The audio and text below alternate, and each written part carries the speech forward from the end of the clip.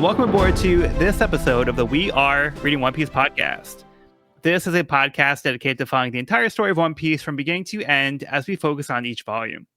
We keep the discussion spoiler-free for new fans of the series, so this is the perfect place to follow along, whether you're new to the series or just want to revisit the world of One Piece with us. This week, we will be covering the second part of Volume 64, 100,000 versus 10, which covers chapters 632 through 636. My name is Joel. I'll be your host, and joining me today we have Sean. This is Sean. We have Evan. Hello there. And we have Cody. What's up? We're back. We're ready to fight. It's going to be a great time. Yeah, so we did leave it off in a situation where, not looking so good, but then we had a little ray of hope here. So I'll get into a recap before we move on.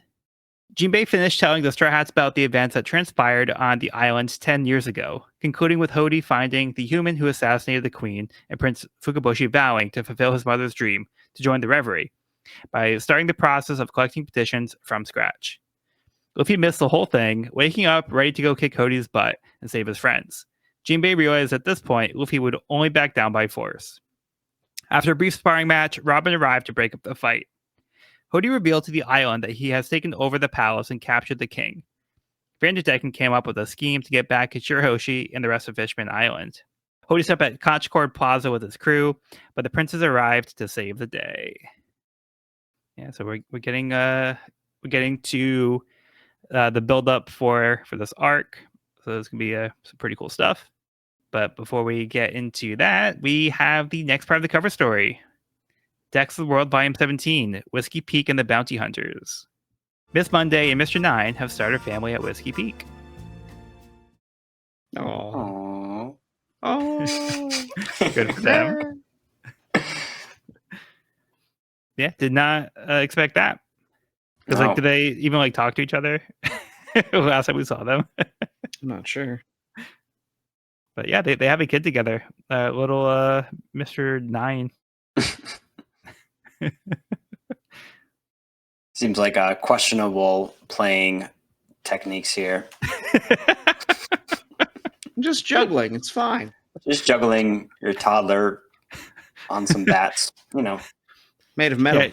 Typical. Yeah, at the edge of a building. Yeah, from the roof. While drinking. Hey, sometimes moms need a break too. Dad's watching the baby, so we're all good. No. But yeah, good for them. I'm glad that they were able to kind of find this new life even after the Baroque Works thing kind of fell out. Like, hey, maybe that wasn't for us. Let's have a more chill, laid back kind of life. Less espionage and murder and more just chilling. Okay, I take it that's all we have on that. So we'll move on.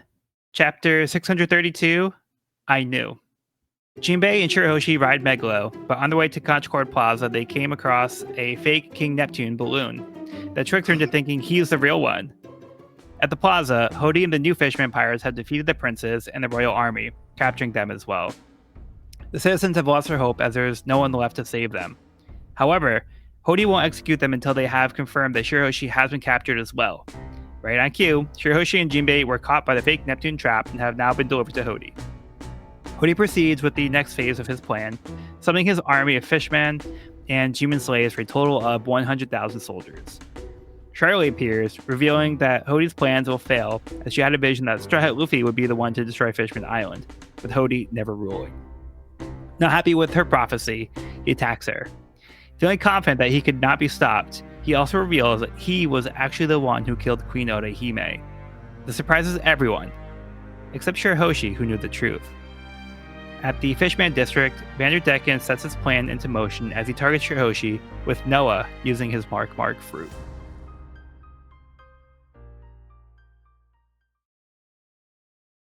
Okay, let's start with Evan on this one. Called it. You called it.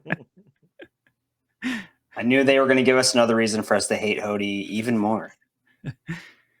But I did not guess that Shirahoshi knew that. Mm. Mm-hmm.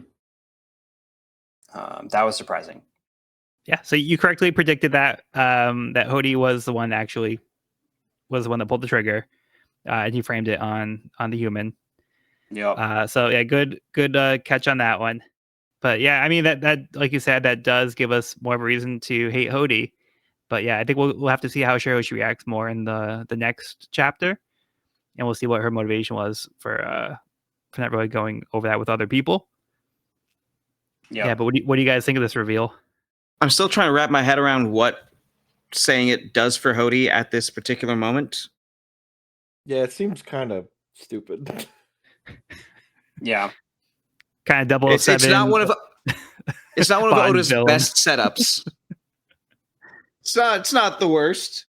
It's just doesn't have the same oomph of, oh yes, this makes sense to reveal this information right now. As I think others it's probably mostly like arrogance and confidence, and also wanting to inflict something that he feels is going to be painful. So just kind of like to like add insult to injury and kind of like rub salt in the wound. I think he just wants to be like, oh, by the way, I did all these terrible things, and oh, I also killed your mom. So Yeah, I guess I don't know. For me, but this is more him saying, "Charlie, what the hell? I've worked so hard. I even killed the queen," which feels kind of separate from it. It's again, I don't want to make too much of a thing of it. I just think it's not my favorite reveal in the series. that's valid. Yeah. But at the same Feels time, like he he wants- also. Oh, I'm sorry. Go ahead, Evan. No, I was just gonna say I feel like he wants to say it to Shiroshi's face, and here is just like the first presented opportunity for him to tell her. Yeah, and kind of to that point, I also think it might be one of his last opportunities if he plans on killing them. So Right. I think he wants to tell them just before he does. He's like, I want you to know I did this before you die, before I kill you.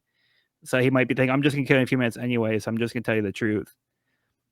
Just to be like, cruel about it. And speaking of reveals, Charlie is Arlong's sister. Mm-hmm. Whoa. Didn't see that coming. Yeah. Yeah, And that's not a moment cool later, detail. classic through and through. Charlie takes a shot through and through. Wait a minute. Bring out the counter. Bring out the through and through counter. Oh, I thought you were counting those. We got a running tally. Yeah, right through the heart. We get 2 in 1 chapter. We get Charlie and Neptune. Brutal. And she also does assert that Luffy is the one that's going to destroy Fishman Island. So she's revealing this prophecy to the population as a whole. This is something that was just more private information that she had told like very few people. And now she's telling everybody. And, Hody in particular is not happy with it. And, by Charlie having this vision, she's saying it is not really, like, you're not in this vision. So, like, you're not really relevant. And yeah, that's what gets him mad. So yeah, I just think it's interesting that that Charlie comes in and tells Hody that. It's almost like reassuring to like the readers, and but like it's like, is it true? Like how much is she seeing? Like what's like the actual deal with this? It makes them even more mysterious. But it's just kind of like reasserting this vision, and giving a better indication that like Hody is not going to succeed based on Charlie's vision. Yeah, it does seem kind of like to instill hope in the fishmen, that there's still hope that the tides can turn, because right now it's not looking so good. They got everyone prisoner, pretty much everyone save the Straw Hats, so things are getting pretty dire. And I like Charlie's character. I think she's like been a likable character so far, and everyone seems to trust her and take her visions as truth, or as like pretty sure facts. Well, she has a good track record, and that's what they're really going Right. off of, because she's been accurate like every time so far. All I know is she won the genetic lottery between Charlie and Arlong.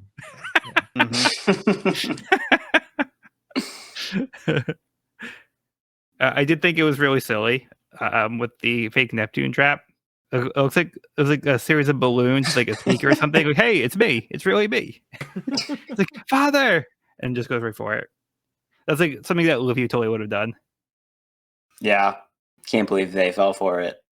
And we see the princes have been defeated pretty easily, unfortunately. Off screen. Yeah, off screen, which not surprising. Yeah, I guess. Like, it was going great until they started eating those pills. Yeah. Yeah, they couldn't withstand the power of the energy pills. And at the end of the chapter, we get to see what Vanderdecken's been up to. So we saw at the end of towards the end of the last part of the episode that we covered, Vanderdecken had something in mind, and it didn't seem good, and it's pretty terrible actually, because he's deciding to launch Noah at Shirahoshi. So this massive arc is now going to be heading towards where Shirahoshi is, which is where everybody is. Yikes. Mm-hmm. I didn't realize just how big the Noah was at first. Yeah. Until we see Wadatsumi running away from it. Yeah. It's like, yeah, Wadatsumi for scale. Could fit a lot of people on that ship. Maybe 2 of every animal in the world. I don't know if it's an important detail, but I feel like Vanderdecken reveals that he can't target, or he's unable to target, like, inanimate objects here, because he takes the glove off to throw the ship. Or maybe I'm just misunderstanding exactly how his devil fruit works. So what were you looking at? The fact that he's not wearing gloves when he throws the ship. Okay, yeah, because he has to physically make contact with the ship. So he had to take the glove off so he could make Noah the thing that is now moving to his target on the other hand that he has. Gotcha. But I thought the hand made it the target, I thought you just had to throw something. I figured the tapping is like, oh, this is me throwing this giant object. So I'm curious as to why he needs to take a glove off to make the Noah a target. Or did he even take his glove off? Maybe he just, because does he only have the one glove on? Was it only the hand that has the Shirahoshi target? Oh, we're looking at his right hand, gloveless in this panel. Yeah, in this Is it the chapter, hand he's not that- wearing gloves. Like, I was under the impression he had to make his mark. He would take his glove off to mark something, and then wear the Yeah. glove. He was wearing the glove to protect Shirahoshi as his mark. But I guess you couldn't accidentally mark Noah as a target. That's why I was saying, like, maybe he can't mark inanimate objects. Unless he also might wants just be to overthinking be a this. target for later. I honestly I don't don't. know. I'm not sure. That's the only explanation I can think of. If there's something else he wants to throw at the Noah once it's near Shirahoshi. Genuinely not sure. I forget. Oh, yeah, because you're right. Because he shouldn't have to mark anything. Yeah, because it is his right hand that has the glove. Mm-hmm. Might get an answer later on. Hmm. That's not me being like silly and like spoiling that point. That's just me like legit thinking maybe we will. Yeah, so I just have it with my right hand. In other words, I just threw this gigantic ship at Shirahoshi. Yeah, I don't remember get what he's the doing. semantics. Yeah. Yeah. But it is important to note that he did take off his glove on his right hand to do that. Yeah, regardless, is not good. We got an island-sized ship coming in hot. All right. Any other thoughts before we move on? Mm-mm. Okay. So before we get into the next part of the cover story, we have the SBS. So this is one that I was aware of, but I did think to look for this panel. But somebody pointed out that there's an actual mermaid that looks like the one that Luffy drew of So good. like a Nami, like a mermaid. I think it was like on their way to Fishman Island. Luffy's like imagining what a mermaid looks like. Like back when Hilarious. they Nailed it. first So revealed who good. Arlong was. Yeah, I think it was like when that part Johnny, back. or when they mentioned Jinbei, like I think Johnny was talking like, no, they're fishmen. And Luffy's like this. Yeah. Nami's a fishman. Oh, that's Yeah. right. They made It's like Sanji volume upset. 8. Wow. Amazing. Yeah, so there's a little callback to that. So good. And then just the other thing I thought was neat, because it was kind of like a very short thing that came up with this Soul King sequence on Sabaody. So they refer to the TDs, which is for tone dials.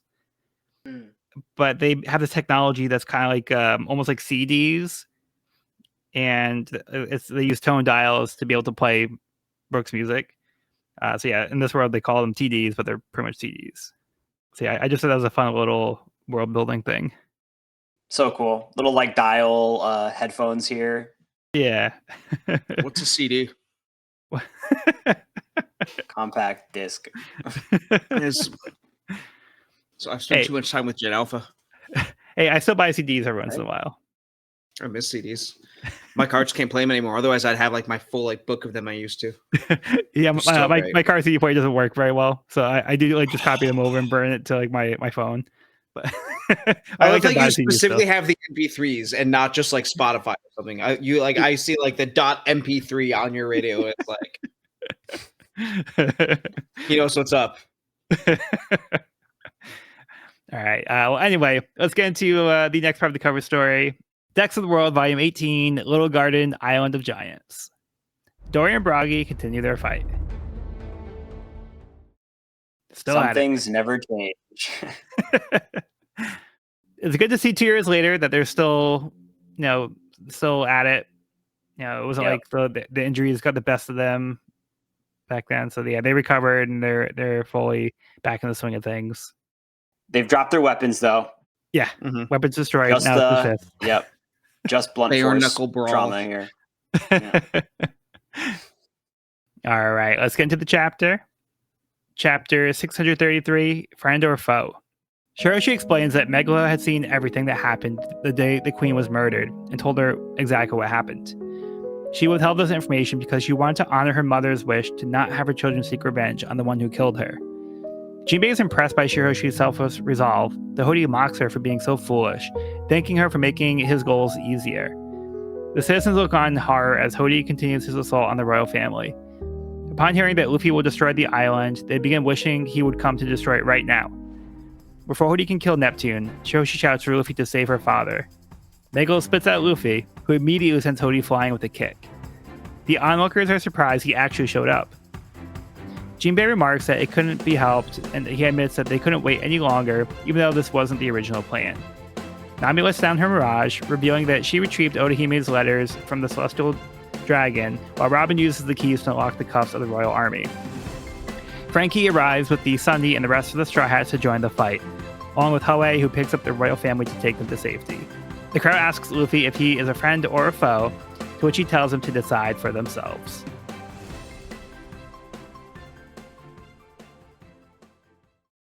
All right, thoughts on this one? Everybody gets a little... Okay, no.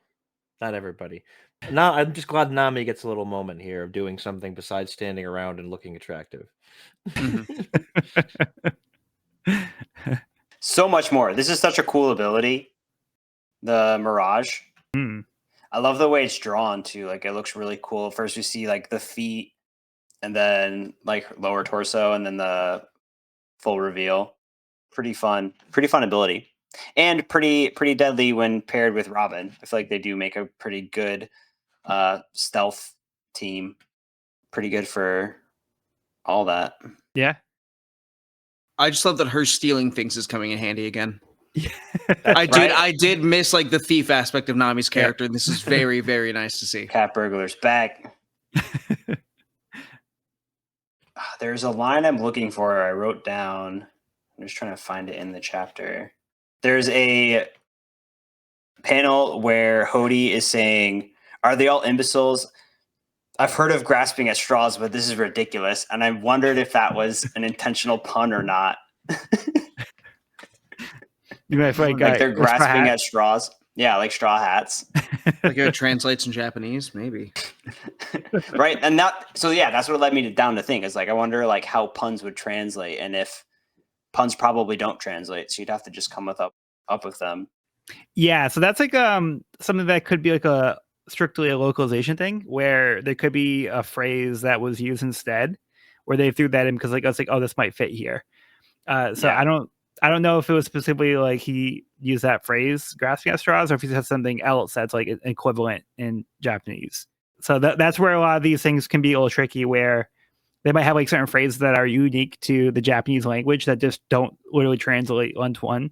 So you have to do an adaptation to make it make sense to the English audience. Yeah. But yeah, I don't know what the original text said here. Yeah, no idea if that was intentional or not, but I thought it was funny. It could be. I'll find out now. And the adaptation, it could be a Lance Castleman thing. Could be a Stephen Paul thing. Could be a Stephen Paul thing. I love that you guys know all the name of these translators. We do have our guy Stephen Paul working on the series now. We've basically just been looking at the front page and be like, nope, not Stephen Paul. Okay. Finally, our guy. We'll teach a One Piece history class, but instead of like BC and AD, it's LC and SP. That's how we...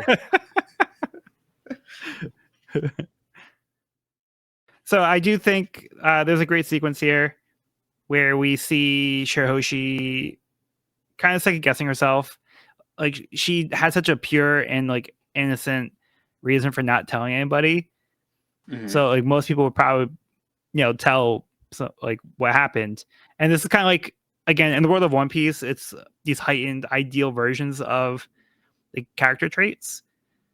So, normally this might be something where it's like, okay, we probably could have done something to stop the murder, but yeah. but it's presented in a way in this series where Shirahoshi was just trying to honor her mother's wishes. So she wanted to. You want to? No, I mean, I'm just kind of like furthering your point there, which is like I initially reread this and I was like, I had to have that moment again of like, look, this is. You have to take this in context of the world of One Piece, and you have to take this in the context of the heightened reality of this world and the heightened sense of honor and duty. In real life, no, this was a mistake. This was a bad idea. This was dumb and stupid, and people died because of this. But like, okay, fine, yeah. I guess in the world here, it was this honorable last wish she had to hold on to. It's just. But she's kind of still a child. I mean, she kind of has lived a very sheltered life for a whole existence. Like she's grown older, but she's still kind of a child. I feel like she's kind of trapped at that age where she was locked away. Yeah, she's been more sheltered than most because of her specific circumstances. Yeah, but yeah, Sean, I agree with everything you just said. Yeah, I think this kind of falls into like the Bellmare category. Where it's like, the right thing would have been to lie and just say, oh, yeah, that's it. I live alone. But she couldn't bring herself to do that and not admit that she, loves her daughters. So to me, this kind of falls into the same camp. That one feels stronger to me. Bellmare feels more like it was also stupid in its own way, but some part of it is just I like more than this one. But you're right. It's in broadly the same category. Yeah. And that's just the way I see it. Like, again, like in the context of the story, I enjoy this element of Shirahoshi, where Jinbei says it here too, and like at least he's recognizing like you did a noble thing, and hold on to that sense of innocence in that period that you have. Don't let the world corrupt you. And I think that is kind of important here because in a world where we have people like Hody, who are just out here to destroy everything that these people are like holding on to dearly. Hody wants to just tear all down and build up based on what he wants and impose his will on everybody. Shirahoshi is not doing that. She's doing the exact opposite. So in this case here, I find it admirable that Shirahoshi was able to kind of like hold on to that herself. She had to kind of live with that pain. And then she just wanted to do it because this is kind of like what I was talking about before, where you have to kind of start with the next generation and not let the hatred and the bigotry and discrimination carry on from generation to generation. So this is kind of like what Orihime was trying to instill with the next generation, and is to have a more hopeful outlook on things and not be corrupted by these other concepts that breed this hatred. So I think it kind of starts from here, and this kind of a seed being planted. Yeah, I see that. Yeah.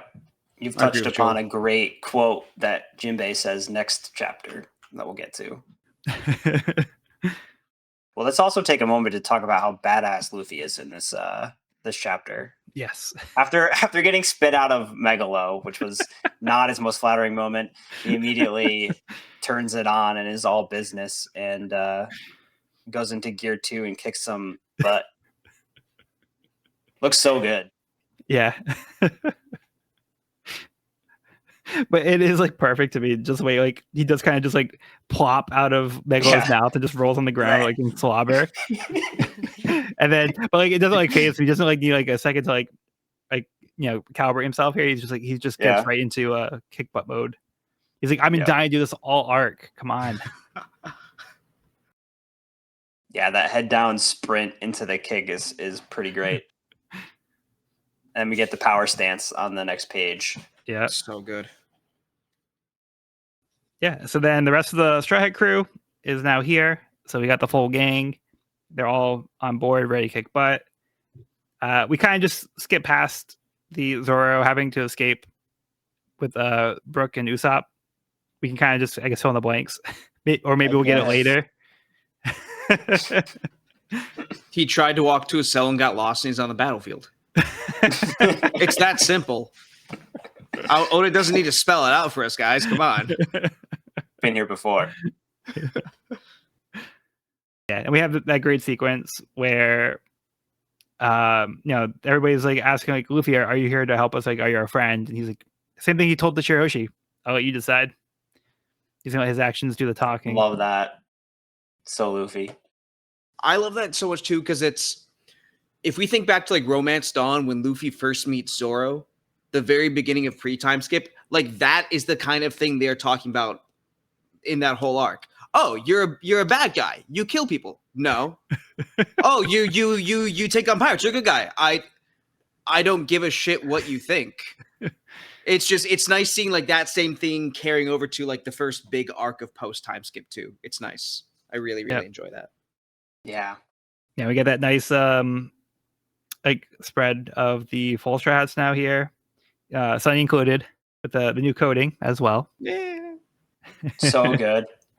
And everyone is looking super badass except for Usopp and Brooks. Brooke is like, Shirahoshi? Yep. If you just like cover Shirahoshi, if you cover Shirahoshi up with your hand in the panel, it just looks like Brooks a creepy skeleton, which adds to the vibe. Oh, this guy's unhinged. He could do anything. But sadly, that's, it's less badass than where we actually are. Yeah, so pretty hype moment here. Yeah. You guys have anything else before we move on? I want Megalo to get a break. Yeah, right. Poor shark. Just been having like people like shoved in his mouth all day. Yeah. Yeah. He's probably hungry too. Probably not to have Luffy in his mouth. I'm sure Luffy doesn't have the best hygiene. Oh God. No, canonically does not. He showers like what? Like once a week or something. Once a week or something. More than Zoro, at least. More than Zoro. I think they're about the same, right? Close, but I think Luffy Zoro's like a whole is his own low. I feel like, from what I remember. Talking about pirates here, guys. Yeah. I think hygiene's the priority. Valid. All right, let's move on to the next chapter. Chapter 634, 100,000 versus 10. Jinbei had planned with Luffy earlier to save King Neptune, but he wanted to do it in a way that makes Luffy look like a hero. Luffy doesn't want to be perceived as a hero, but Jinbei promises him food, so he agrees. While Nami and Robin steal the letter and free the royal army, Luffy would come out when Jinbei tells him so everyone can see that they're working together. The others were to go to the palace to save the rest of the Straw Hats, were captured and join them at the plaza. The reveal wasn't quite as planned, but it worked for their intentions to show the Straw Hats are here to help. Shirahoshi apologizes for not telling everyone that she knew Hody was the assassin, but Jinbei reassures her that she did a noble thing and to not change. Hody declares Jinbei as a traitor to all fishmen. He tells that his plan is to storm the reverie, killing all the other kings at Marijoa, and to become the king of the pirates. This gets Luffy's attention. As the army of 100,000 charges in on the Straw Hats, Luffy activates Haki of the Supreme King, instantly knocking out half of them. Luffy declares there's only room in this world for one pirate king, and it'll be him. The rest of the Straw Hats get ready to join the fight. Wow. So much happens in this chapter. Mm-hmm. I do want to start at the top, though, because I think it piggybacks really well off of what Cody was just saying, where we have Djembe and Luffy talking about being a hero. And I think this brings up such an interesting point that's like so crucial to like Luffy as a character, where here he's saying like he doesn't want to be a hero. He wants to be a pirate. And throughout this whole series, it's like such an interesting predicament because we have like our protagonists are pirates, right? So they're like technically outlaws and criminals, and it's kind of like this weird balance of who's good and who's bad and who's a hero and who's a villain. And I love Luffy denying the fact that he wants to be a hero. I feel like Luffy's interests are not in like the service of helping people. It's like Luffy is like a very goal-driven person, and he wants to reach his goals, and he wants to help other people reach their goals. Like he's not in service to other people or like trying to save people so much as help people reach their goals. I don't know. I think this just like brings up a really interesting topic that feels like really integral to like Luffy's character on the whole. I think it's cool that he's having it with Djembe as well, who's like such a important character. And probably one of the most morally driven characters that Luffy's friends with, I guess I'd say. Yeah, so throughout the podcast, I've refrained from referring to the Straw Hats as heroes for this very reason, specifically because of this panel. So I've noticed that Evan would occasionally mention them as being heroes, and they are kind of heroes to the world. That they like the characters in the world that they are, helping out. So they would probably consider them heroes. Things that they do are heroic, but I personally choose not to refer to them as heroes because of Luffy's intentions. And this is something that I just happen to know from being through the series before. Luffy's intentions are not to be heroic. I love that he specifically says that he loves heroes, so he like respects them. But he's like, but I don't want to be that. That's like something like, oh, I like admire them from like over here, but I'm going to do my own thing. Right. I love firemen, but I don't want to be one. Yeah. Well, it brings up like an interesting point about heroes. Is like a hero needs chaos. Like they need a problem to solve in order to be a hero, right? Like they need people who need their service of being a hero to save them from like a bad situation. Where Luffy's like, I'm not here to like save anybody. I'm here doing my own thing.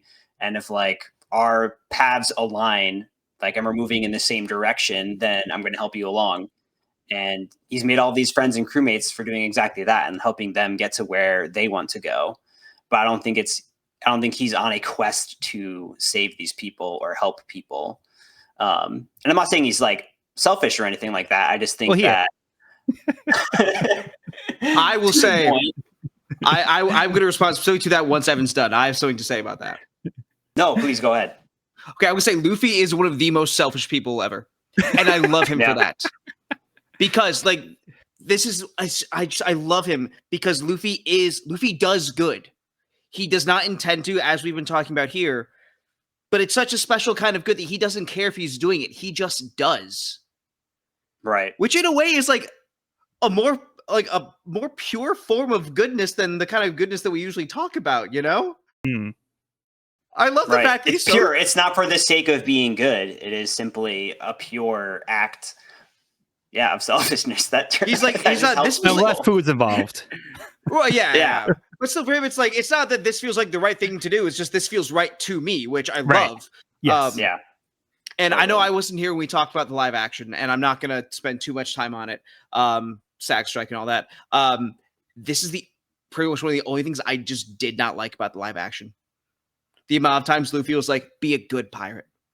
And I was like, to me, and like that's not Anunnaki at all. And I think that I think it's one of the things that may have just been something that they need to do to translate further to a Western audience. But I think lines like that were the only thing that kind of muddied Luffy's character for me in the live action.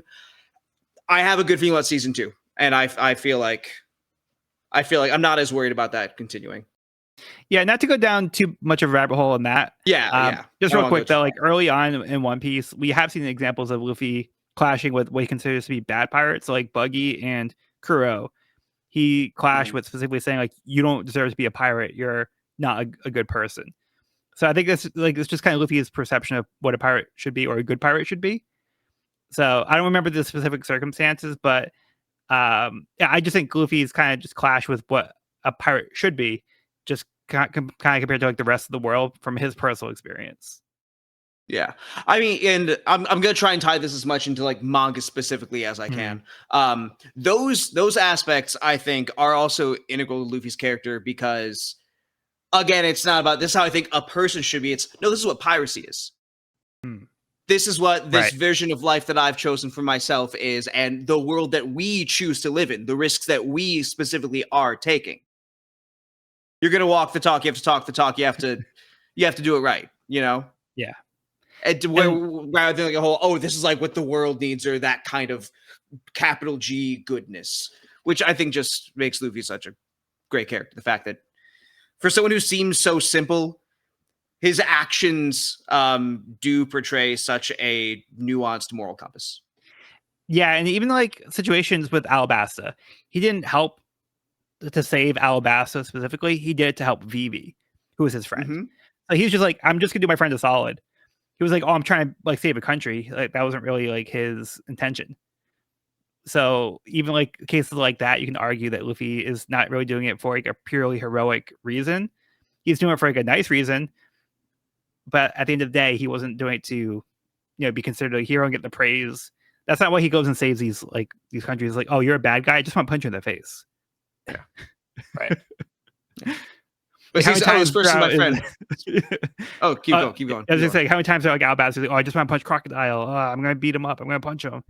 Like it's really more about that. Yeah. But it's also like, it's because Vivi's my friend. Why is Vivi my friend? Oh, because she's a good person. Oh, this Crocodile guy sucks. Yeah, you're a good person. Crocodile isn't. Okay. Yep. So we're gonna. So there's still like morality in there. It's just like Luffy morality, which it's so nice. It's so great. Yeah, it's more of a judgment of character than like a judgment of like right and wrong.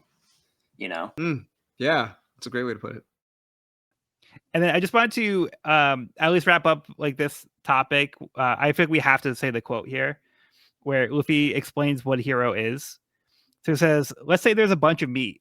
Pirates have feasts and eat meat. The heroes give the meat to other people. I want to eat the meat." I want the meat.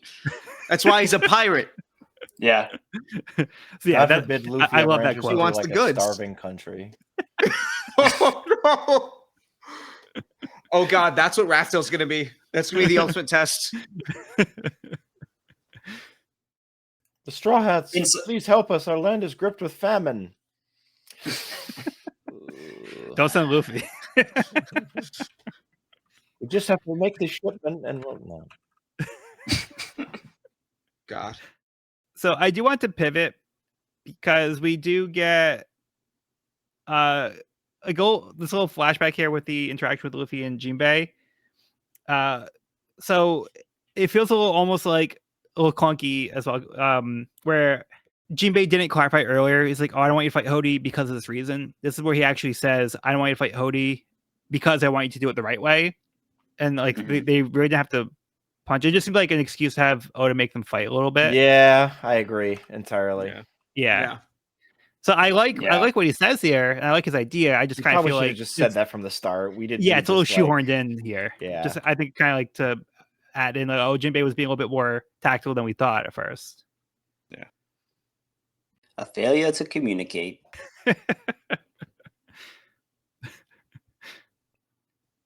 But essentially, like, things don't go quite according to plan, which when Luffy's involved, they're probably not going to, but they get the point across. It's close enough.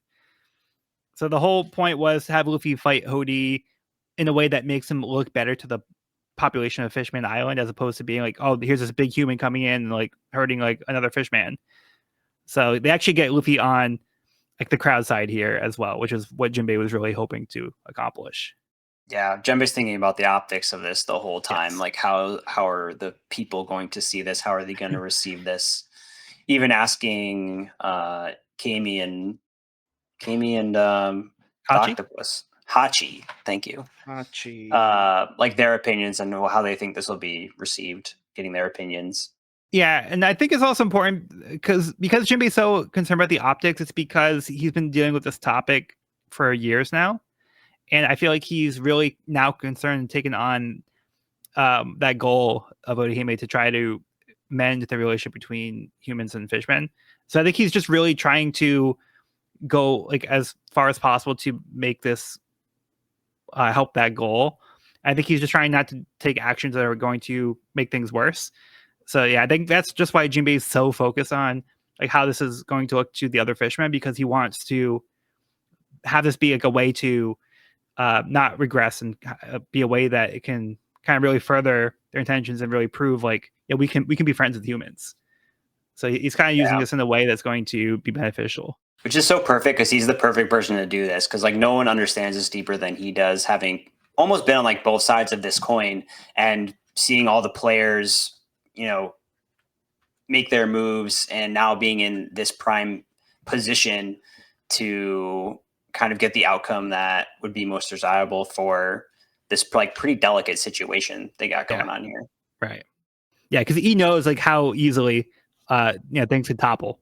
It could just be like somebody pulling the trigger, and that could just reset everything. That's all it could take. Another moment that I really love here was where we see Zio. He has like this little moment where he's like, hey, you're quite the popular one. And he says like, but don't think you've won just because you rescued the king for the moment.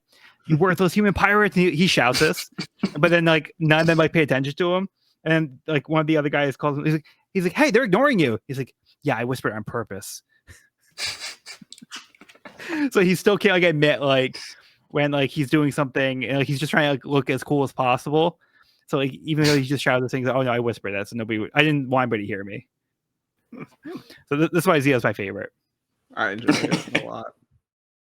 Another thing I love about that panel they're talking about when he says "you worthless human pirates," we get like a ton of speech bubbles here, but if you just read through them, you don't even have to see where they're pointing. Like you can almost get, I feel like this is a moment where I'm like, I am like in this series, right?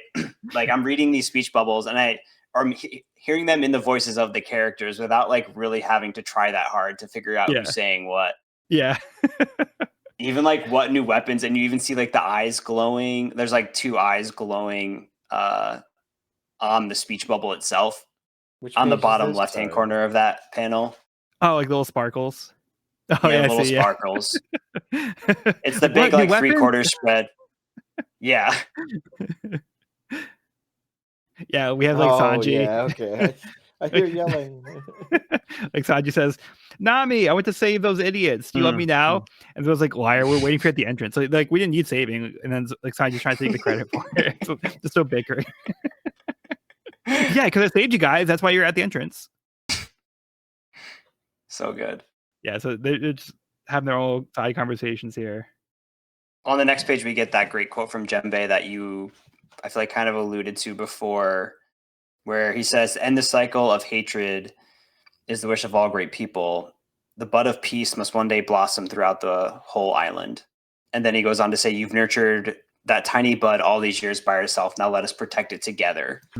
Such a great, I feel like it was so well said by Jinbei, like the metaphor there, and like gently affirming like Shirahoshi for like what she did and the burden that she's held this whole time, and kind of like, putting his respect on that. And yeah, I think that's just like a really cool thing. Jinbei's like really growing on me as a character throughout this whole arc.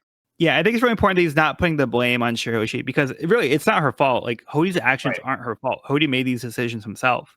Yep. So it's not her making those decisions. So I like that Jinbei takes this approach, and he reassures Shirahoshi, and he does like the kind thing to do here, and he respects her, and I think he makes it clear.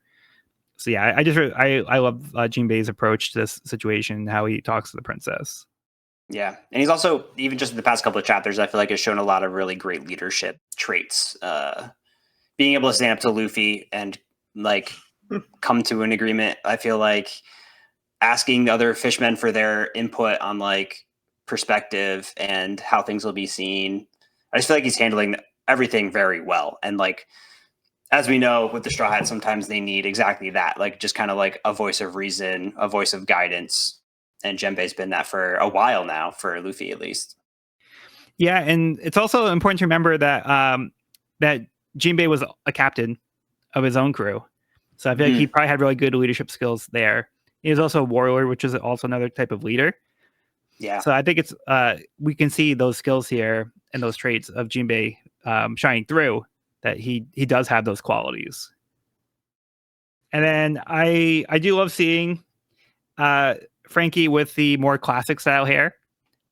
Mm-hmm. Yeah. So for me, this is like peak Frankie for me, where he's still got like the pompadour look, but he's still got like the upgrades. So yeah, this I think like is his best look. With the goggles. Yeah. So good. So yeah, it's just fun because we see like he can just kind of like mess with his hair whenever he feels like it. And of course, Luffy, he's like, "Oh, you want to be king of the pirates? No way, I'm not gonna let that fly." So like, the Hody says like the worst thing he possibly can. He's gonna get Luffy's Luffy's like direct anger right now because of this. So. Yeah, and Luffy states this after knocking 50,000 people unconscious in a glance. Like, well, he says that before, right? Oh, sorry. Yeah. Yes. Yeah. So I mean, like Luffy does kind of like assert, like, "Oh, you think you could be the king of the pirates? No way." But then, yeah, we do get the epic moment that you're referring to. Yeah, unbelievable. I mean, we have not seen a display of hockey at this magnitude yet. Right. Unreal. Unreal. Like, holy moly. Yeah, this is one of my favorite moments in the entire series. Oh my god. It's like you saw, like I saw the hockey. I'm like, oh boy, here it comes. I see people frothing at the mouth and passing out, and then you turn the page and it's just decimation. Like just the entire battlefield has been leveled, and it's like, what? Did Luffy just knock out 100,000 people? Well, 50,000, but yeah. Yeah. Well, yeah. He knocked out 50,000, but for a second, I'm like, did he just kill everybody? With everybody, yeah. Are we just done here? Only half. Is that it? Is that the whole fight? Pretty spectacular.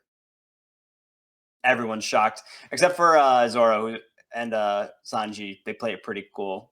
Yeah. Like, yeah, we better be able to. That's my captain. He better be able to. I expect nothing less.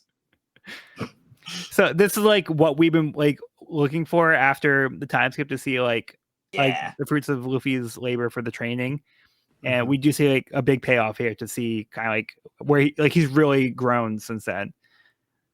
Because before he was like, "Oh, I was able to knock out like one person by accident every once in a while."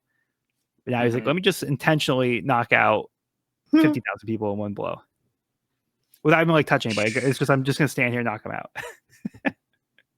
Wild. Yeah. So awesome stuff there. Do you guys have any other thoughts? Let's keep it going. Okay. So we also do get another SBS here. This one's fun. It's kid versions of the supernovas. Cute. I think it's funny that Killer is eating spaghetti. I don't know if it's come up before, but spaghetti is Killer's favorite food. It might come up in an SBS at a later time, or if it hasn't come up already. I think it did come up in SBS. I think so.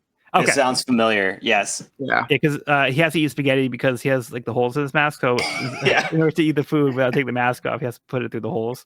So it's funny that he's eating spaghetti even as a kid. Or the mask was made that way so he could eat spaghetti. Oh.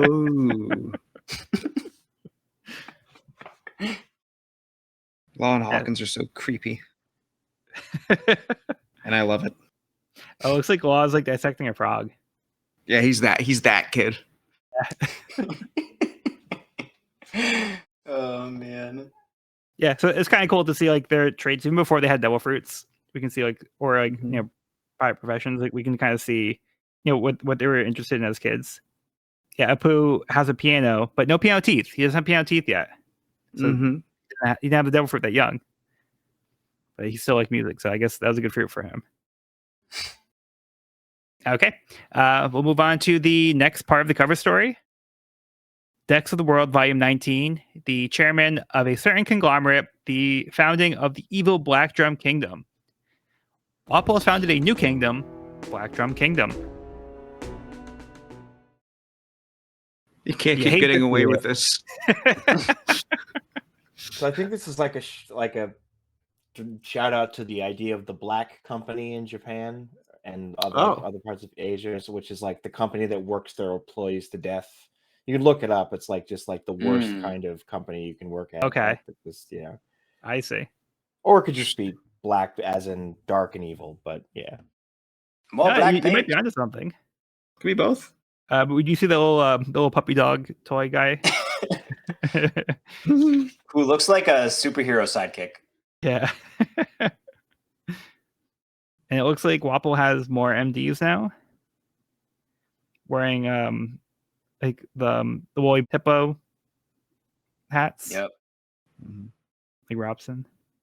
Yeah. So not good to see Wapple is now back in power. Not good. But we did see things were going pretty well for him even before the time skip. And I was like, all right, let's just make a country. All right, but let's move on. Chapter 635. So scared, I ran up to the sky. Hody attacks Trihoshi with a water shot, but before Luffy can stop the attack, Jinbei gets there first, stopping the attack with a water shot of his own. Brook, Zoro, Sanji, and Robin show off their new abilities, while Frankie deploys his new vehicles: Black Rhino, FR, U4, and Brachio Tank 5, with Nami, Usopp, and Chopper inside. Hody summons the Kraken, who he took from the North Pole. The citizens become worried, but Luffy is happy to see Tsurume again. Hody becomes angry as Tsurume happily helps Luffy by attacking the fishmen. All right, thoughts on this one?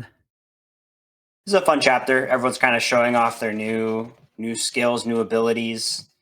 Mm-hmm. I particularly enjoyed Brooks, which I'm interpreting almost as like Bard-esque magic here. Yeah. Where he like puts on a show, distracts, and also like controls his opponents for a minute here. Yeah, it's like a mass cool. hypnosis type thing. Yeah, hypnosis. Yeah. How cool. I think that one's my favorite too. Yeah, I mean, it's just so unique and cool and very Rockstar Brook style. Love it. And yeah, we also see Sanji is now able to do Skywalk like CP9. Pretty cool. Mm-hmm. Yeah, not the greatest way that he learned it. Nope. Yeah. Nope. Not my favorite. Cool power. Yeah, he learned how to do that to run away from the queens, quote unquote, in the translation, hideous monsters. Great, great stuff. All right, but yeah, that's that. That's that. Moving on. Yep. Robin, big feet, much better.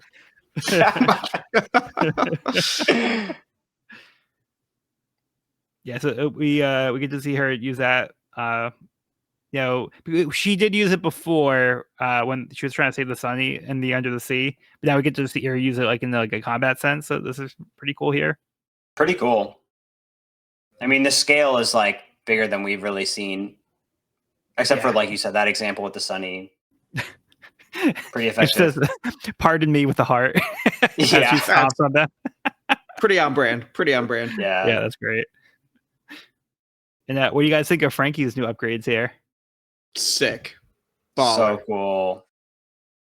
I do love the little line from Papaku. Like, isn't he supposed to be a shipwright? Like, this seems to be taking things to an extreme. Like, it's just like, this is a man who like, I can make a good sailing ship. It's like, no, I can make an entire robot tank. It's like we went from 0 to 100 here.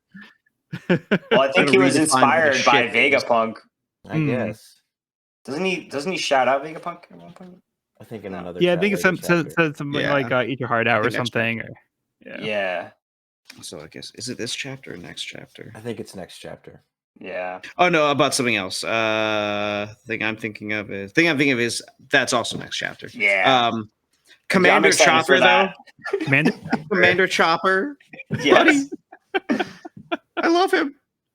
So good. I'm So Commander good. Chopper. Fire. You're awesome, Commander. Yeah, Luffy's calling him Commander. So good. Yeah, so I love Frankie's new upgrades because we saw that he had left like 2 docks open Right. from Mhm. when the site was built, and it looks like he found a way to fill some of those empty slots there. And then lastly, we have a nice reunion with Tsurume. Well, still not quite as happy as I would have liked, but Yeah. Yeah, but the tides are turning.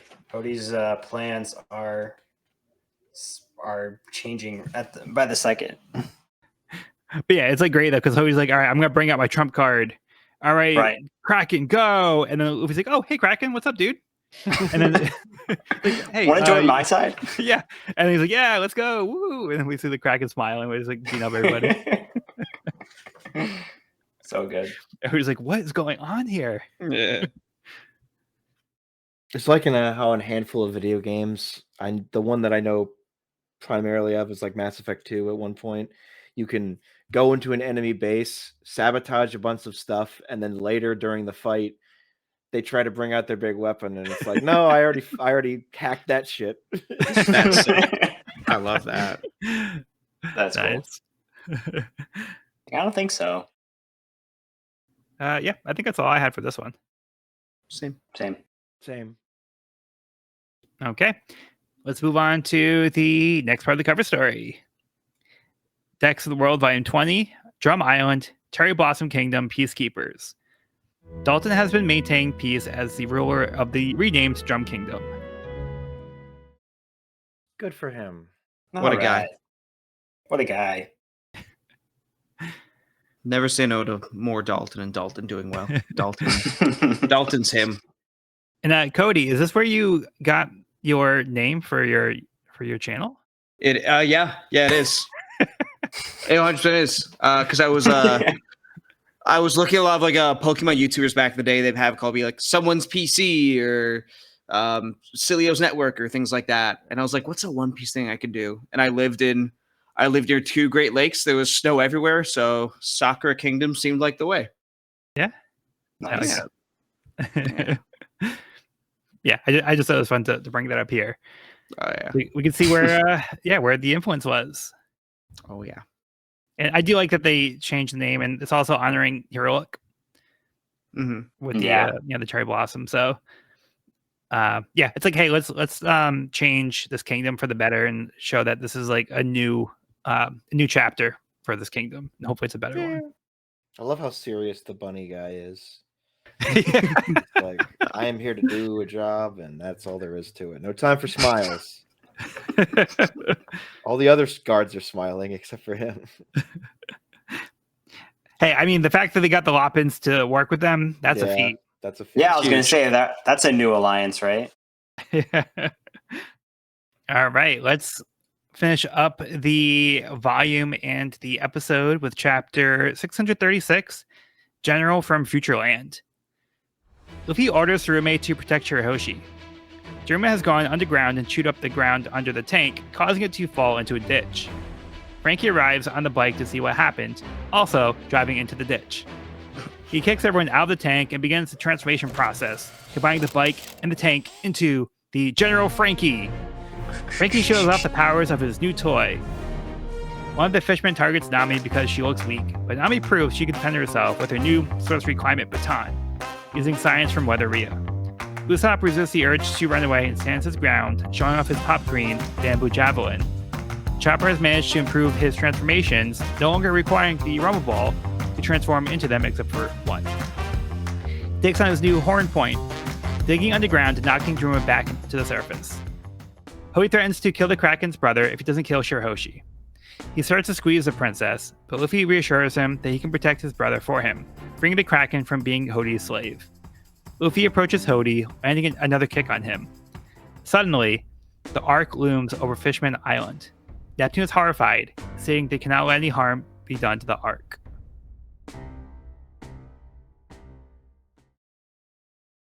All right, where to begin on this one? Iron Pirate. Iron pirate, iron pirate. Let's go. How cool. Transforming mecha, check. That was like one of the things I needed to happen in this series, and it's happened. So Yep. Yeah, we had like it's all gravy now. Yeah, we had the docking and throw a bark, but now we see it like in like for real. So good. This thing is sweet. And did you guys notice the reactions from the different Straw Hat crew when they see the General Frankie? Robbins is my favorite after the Frankie cannon. Yep. Just completely dead face. Just And it just makes me ship them more too. It just makes me ship them more as well. I'm just like, they're so cute. Yeah, like there's that very intentional insert man. like of the Robin panel where she's like, no reaction, and we see like the dot, so she's not saying anything, and then we see like in the next page we see like Usopp and Chopper like going, yeah, General, wait, so and then like Nami also just staring, no reaction, blank face. Yeah, so that gag always makes you laugh. So good. Frankie's not the only one showing off. We also get to see Chopper here with a cool new horn point. Which looks awesome. Such a cool form. And he also goes on to mention that he can now change at will and only needs the ball for one of his forms, which he does not reveal. Okay. Yeah. But I do have a theory. Okay.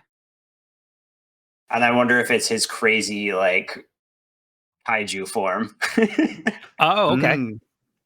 That we've seen in the past. Maybe he's done away with it entirely, but okay. So you think that might be his Rumble Ball form? Yeah, it's a guess. Okay. Refresh my memory. What's the giant fat ball Chopper one? The guard point, like Is the that one on what the left.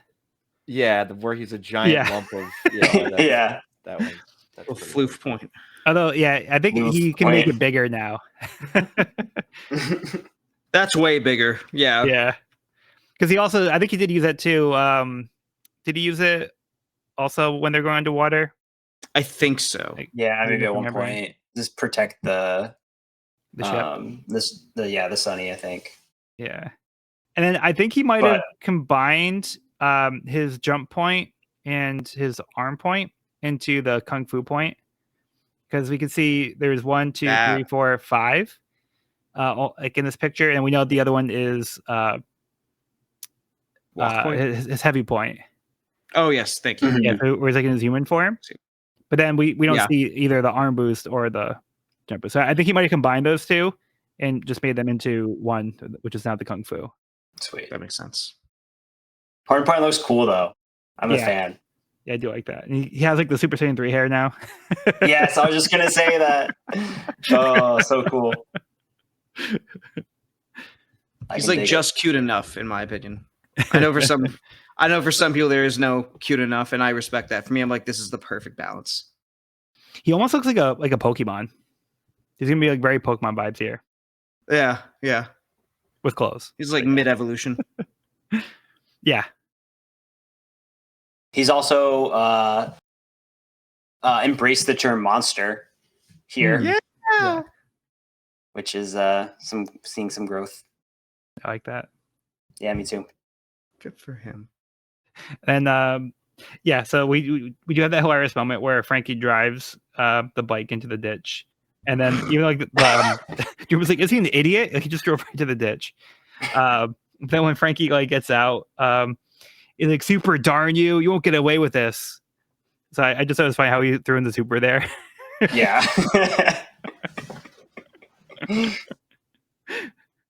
Oh, and Nami also has a new move. We see Gust Sword, which is pretty sweet. Yeah, because she's Using got the baton new at weapon. point blank. Yeah, That was pretty cool. that was pretty cool. Yeah, Nami's got some cool new tricks. And what do you guys think about Usopp here? Progress.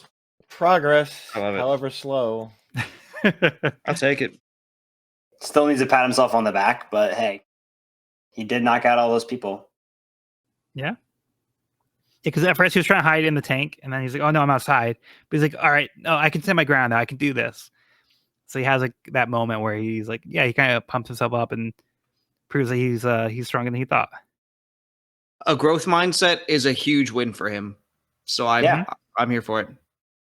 Okay, the last thing I wanted to mention about the General Frankie, because I love it so much. I just think it was hilarious how when he does the Frankie cannon, he just puts like the door down and he comes out and he shoots from his body. So it's like he's not even using the General Frankie at this point. He's just shooting from his body.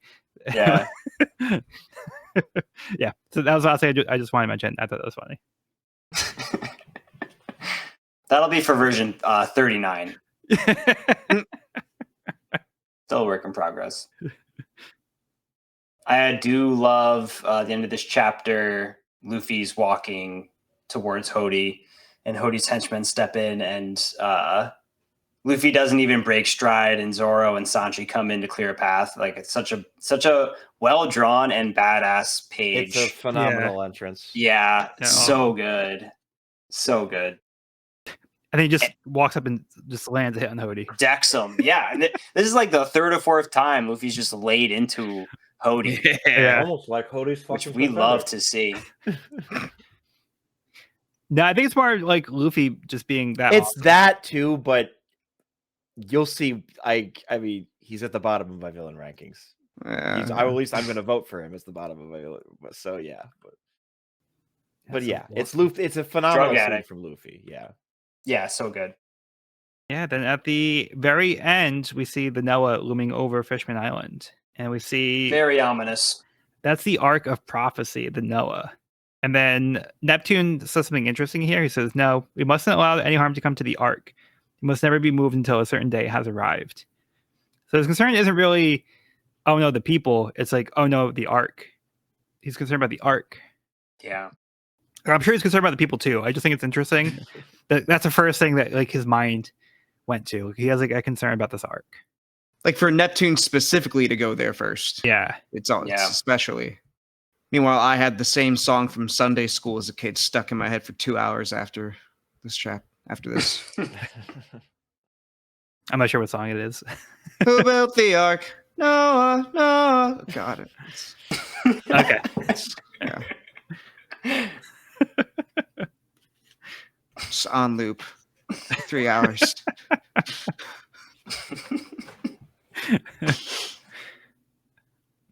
All right, you guys got any final thoughts before we wrap up? Moving past Cody's trauma, I really like the connection of Luffy, the brother, and that's why he gets so mad at you. He's like, he doesn't say Ace, but you know what he's saying about like talking to the squid, and he's like, oh, he's holding you hostage because of your brother. And it's like, he doesn't say Ace at any point, but it's very clear that's where they're forming an emotional bond here. Yeah. And Luffy is moving on from his place of weakness 2 years ago. Now he can be the one to protect. Let's go. Yeah. Let's go. But yeah, do you guys have any other final thoughts? I'm excited to get the lore behind the arc. Clearly, there's something else going on here that Neptune hasn't told us about. So, not too worried about Hody though. Luffy seems able to handle him just fine. Well, we'll see. We'll see. How about you, Cody? It's cool seeing the Straw Hats get to fight together again. Some really great panels here, but I'm very excited to see Hody get his just desserts. Yeah, I'm liking the direction where things are going now. Now the Strats are kind of back in the picture. We're seeing them showing off their new moves. The Frankie stuff in particular, it really worked for me. But also seeing Luffy's power up, I think we can kind of see a good example here, and just seeing how far he's come. So yeah, I'm real excited about the upcoming stuff here and how the arc is progressing. But that will conclude this week's episode of the We Are Reading One Piece podcast. You can find this episode wherever podcasts are found at We're Reading One Piece podcast.buzzsprout.com or on the YouTube channel at We're Reading One Piece. This is a spoiler-free channel up to where we record the podcast. So if you're new to the series, you can visit the channel there. You can also find me in this podcast on my YouTube channel at Pirate King Codex for more One Piece content. If you have any questions, comments, or feedback, you can reach us at wearereadingonepiece@gmail.com. We'd love to hear from listeners, so if you're enjoying the show, or if you have any suggestions on how we can make it better, let us know. Next episode, we'll be starting volume 65, To Nothing. I've been Joel, and I've been joined by Sean. This has been Sean. Evan. Thanks for listening. And Cody. If anyone else knows the song I'm thinking about, please let me know, because I'm convinced I just made it up in my head. All right, well, be sure to bring along all of your hopes and dreams, and we'll see you on the next episode.